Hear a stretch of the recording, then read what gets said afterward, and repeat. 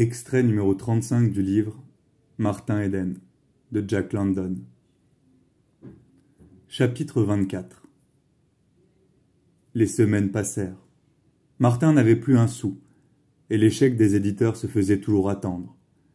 Tous ses manuscrits importants étaient revenus puis repartis, et ses œuvrettes alimentaires n'étaient pas davantage appréciées. Sa petite cuisine n'était plus honorée de menus variés, se retrouvant avec pour seule provision un demi-sac de riz et quelques livres d'abricots séchés. Le riz et les abricots constituèrent son ordinaire, 3 fois par jour, pendant 5 jours d'affilée. Puis il se mit à vivre à crédit. L'épicier portugais, qu'il avait toujours payé comptant, leva le pouce, quand l'ardoise de Martin atteignit le total mirifique de 3,85 $. « Tu comprends, dit-il, si tu trouves pas de boulot, je perds mon argent. » Martin ne pouvait rien répondre à cela.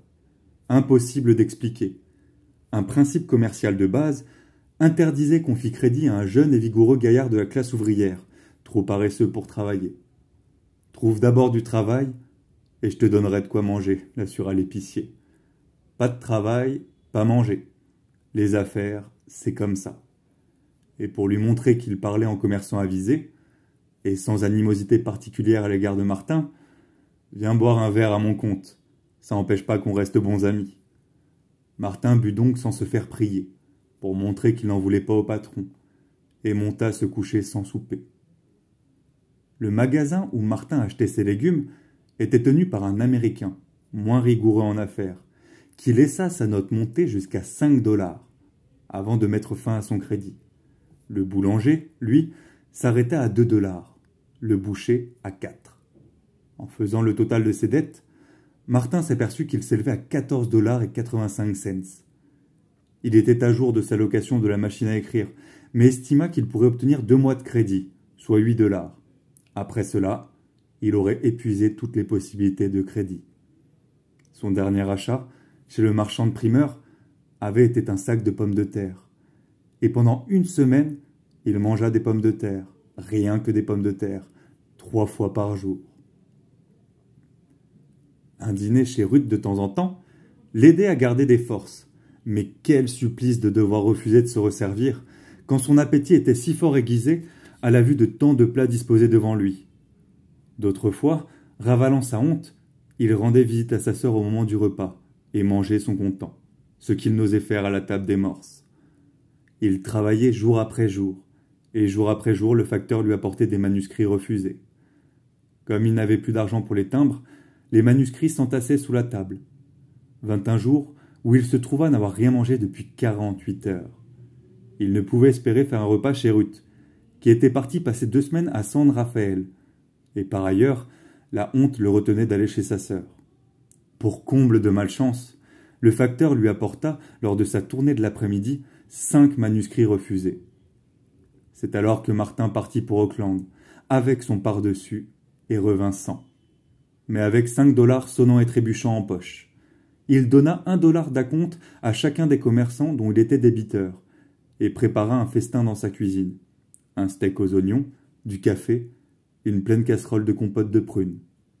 Après son dîner, il s'installa à sa table bureau, et à minuit, il avait composé un essai intitulé « La dignité de l'usure ».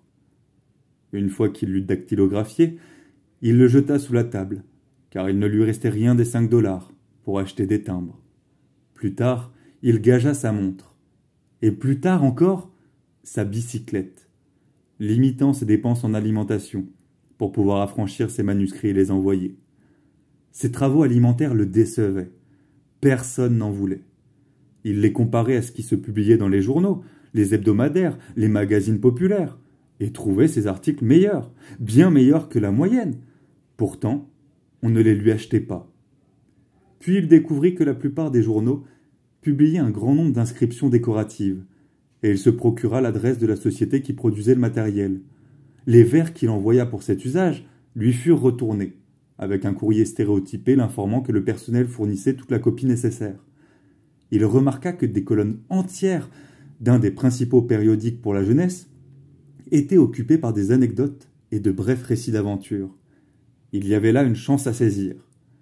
Ses historiettes lui furent renvoyées, et malgré de nombreuses tentatives, il ne parvint pas à en placer une.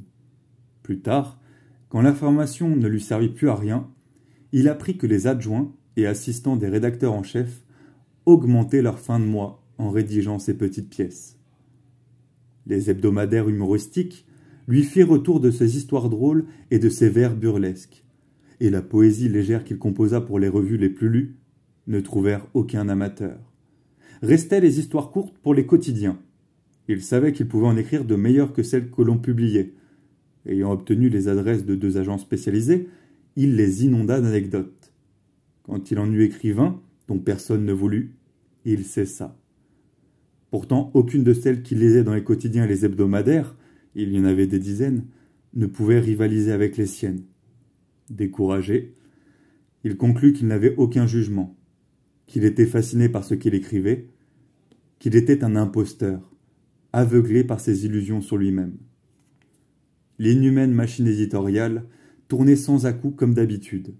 Il glissait les timbres pour la réponse dans l'enveloppe avec son manuscrit, jetait l'enveloppe dans la boîte, et 3 semaines ou 1 mois plus tard, le facteur gravissait l'escalier et lui remettait le manuscrit.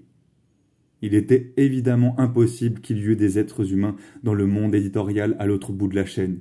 Il n'y avait que des roues, des engrenages, des godets graisseurs, une mécanique ingénieuse actionnée par des automates. Il avait sombré dans un désespoir profond, qui le faisait douter de l'existence des rédacteurs en chef.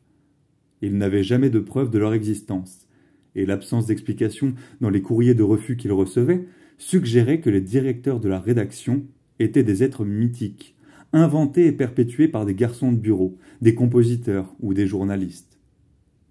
Les seuls moments de bonheur étaient les heures passées avec Ruth, et ils avaient leurs ombres.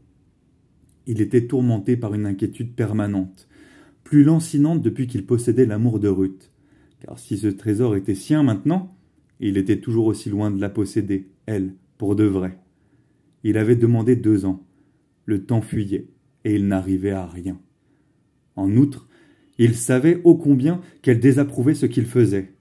Elle ne le lui disait pas franchement, mais le lui laissait entendre par des insinuations aussi claires et précises que des reproches. Ce n'était pas tant de l'animosité que de la désapprobation. Une nature féminine moins tendre eût éprouvé de l'animosité. Elle n'était que déçue. Déçue de voir l'homme qu'elle s'était mis en tête de modeler refuser de se laisser faire. Son argile qu'elle avait trouvée en partie malléable opposait à ses efforts une résistance têtue, refusant d'être façonnée à l'image de son père ou de M. Butler.